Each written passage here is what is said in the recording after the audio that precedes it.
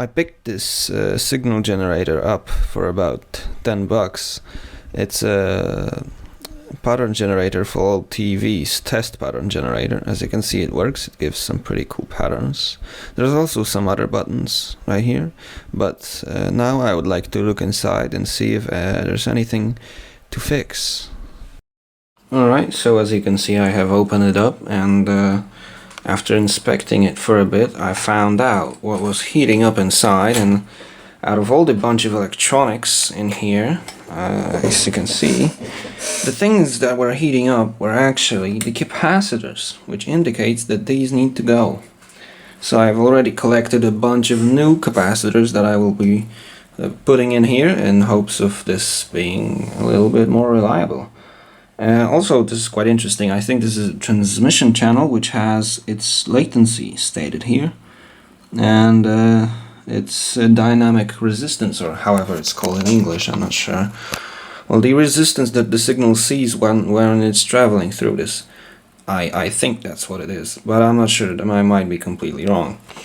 Either way, there's tons of electronics in here.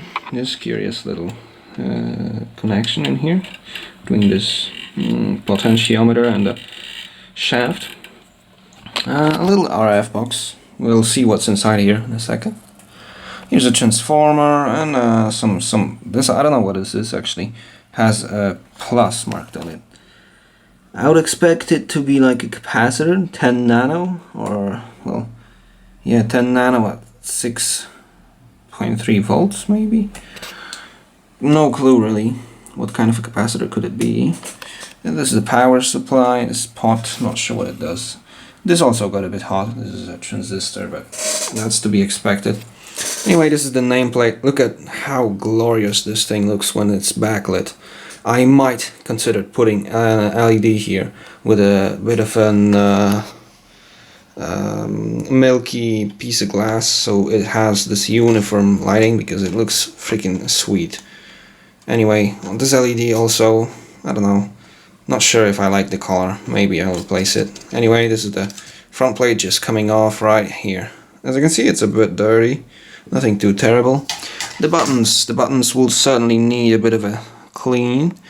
And other than that, I think I will leave this panel on. I might put a bit of something here to ease this movement, because as you can hear, it ain't making the happy noise, it's making the noise. Anyway, these also need a bit of care, the BNCs. Yeah, just gotta make the buttons a bit more clean.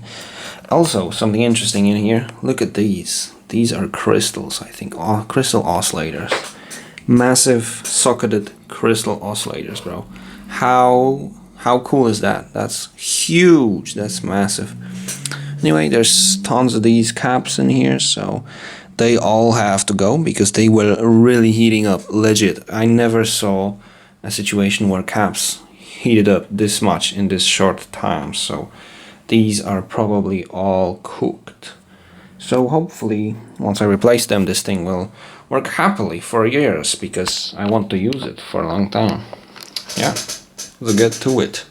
Alright, so as I promised, I have opened this can, damaging its lid, and here we have the inside of it. As you can see, some caps, a choke, I suppose, a germanium transistor. It has 4 legs, so it might be something more fancy than just a regular transistor. A diode.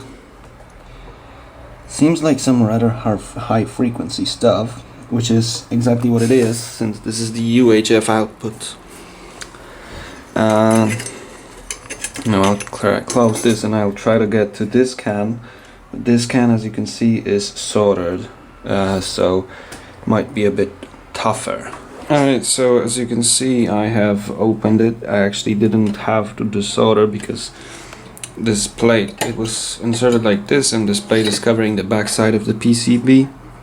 And this is pretty much the same thing we saw on this one, except a bit bigger, perhaps. Some more stuff in here, but it's really quite similar.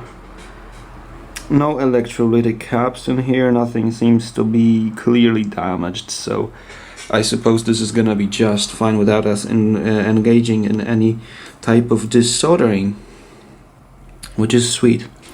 So that's it for these cans, I guess. I'll put them back now. Alright, so I have been recapping it for a little while. A bunch of capacitors are now gone, a bunch of capacitors are gone here, so I've turned it around and I have been looking at this side, and look at this dodgy soldering. I mean, not dodgy really, but here's a blob. Here's where the dodgy soldering happens. Look at this.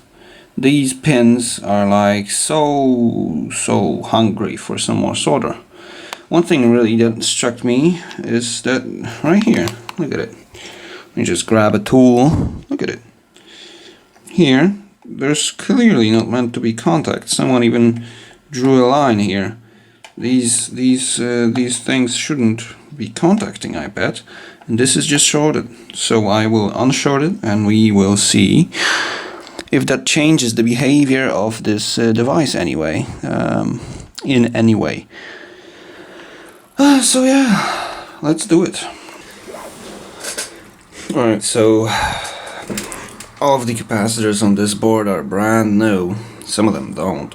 Actually, these are from a TV that I stripped apart because I couldn't find brand new ones, but I guess this will be better than the old bunch. Anyway, as you can see here in the power supply, also these were replaced, but these three I cannot find a proper replacement to.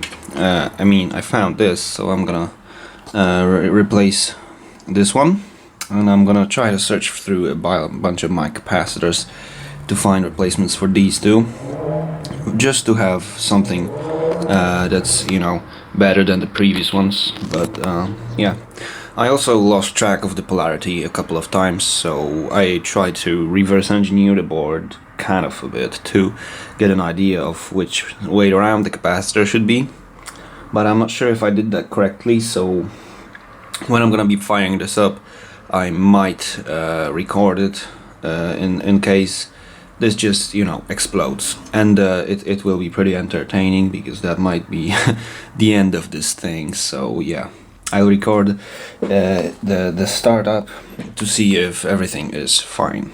Alright, so after spending my whole day trying to replace every cap in this, I have succeeded. This is all the caps. Elva, that's the name of the company. Some stuff written on them, and they're all pretty bad. They are all getting really warm in operation inside of this unit, so now they are all replaced with new caps, some newer, some a little less new. I've replaced every single one of those caps. I've managed to. The collection of my capacitors has shrunk a bit. Now a part of them is inside this thing. Anyway, I've got my TV fired up here. Let's plug it in.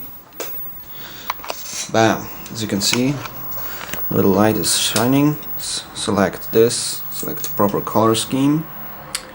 This is for the frequency tuning. As you can see, it works kind of like an old radio. And here we don't really use this. It outputs that signal through these two BNCs. I'm not even sure if these work. I just use the plugs on the back right here. Look at that. I'm not sure what this does actually. It's just a pot. I think it's something with the VF. A fuse. And here we have some connectors. Pretty handy stuff. This transistor gets kind of warm in operation. It's normal though, I guess. Anyway, here's all the patterns up to blue, and there's some modes in here. And as you can see, now we are in the white. This stripe on the TV is just due to my camera. So let's demonstrate. This is the dots pattern, white dots. Well, checker pattern, I guess. Here's the white box. Here's the most interesting one. Here's red, green. Oh yes, the camera is flicking lovely. And here's blue. Now in different modes, the colors can get some more weird shades, as you can see here. Oh man, oh, now it looks pretty good. So yeah, this is the normal. Oh no, it's losing focus and everything. Man, I really hate this camera. I really need to get a new one day. Anyway, here's some different, there's black and white, there's color, some more different colors, I guess. Not really sure what these stand for, but as you can see, this thing is now fine, working. It still gets a bit warm on the back, this transistor especially, it's getting a bit hot. But it's not hot yet, it's just, you know, you can feel that it is heating. But compared to the previous situation in which after like 2 minutes of operation this was already warm here, and the PCB was warm, all the caps were warm. Now it's staying cool, which is very good. And also the patterns, I can just tell they are popping it a bit more crisp and fast. The dots, for example, before took some time, and yeah, it just, I don't know, feels a little better. Can trust this little thing now. I've spent my whole day replacing it and I really regret that, but yeah, here it is now, done. My day worth of labor is complete, and I have now gotten myself this little thing. I wonder what these were for. I don't know, maybe like getting your strip, I don't know. Anyway, these screws are missing, and they were missing as I bought it. That's kind of annoying, but I will find replacements and I will put them in. So yeah, that's basically it.